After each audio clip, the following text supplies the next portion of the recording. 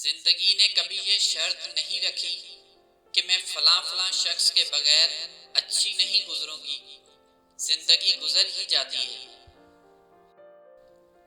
رات کے پہر مسلسل آپ کے ذہن پر حاوی رہنے والا شخص آپ کو آباد اور برباد کرنے کی طاقت رکھتا ہے۔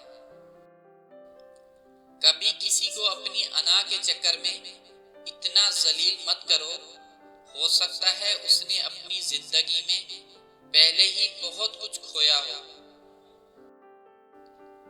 جو انسان تنہائی جیسی اذیت سہنے کی ہمت رکھتا ہے، اسے کسی کے چاہنے نہ چاہنے کے خوف سے کوئی فرق نہیں پڑتا۔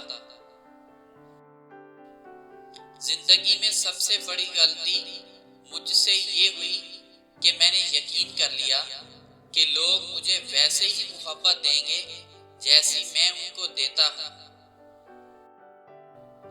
عورت جس مرد سے محبت کرتی ہو، اسے دیکھ کر ویسے ہی حواس باختہ ہو جاتی ہے، نہ قدموں پہ اپنا اختیار رہتا ہے اور نہ نظروں پہ۔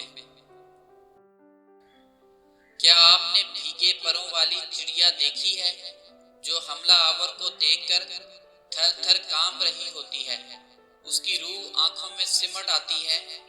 خوفزدہ عورت اس وقت اس چڑیا جیسی ہی دکھتی ہے۔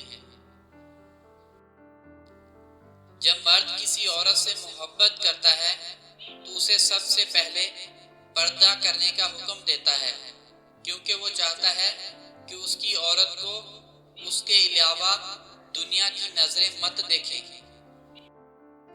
جذبات کے معاملے میں عورت کمزور ہوتی ہے اور کمزور سے ضد لگانا، مقابلہ کرنا، اس کو نیچا دکھانا غیرت مند مرد کو زیب نہیں دیتا۔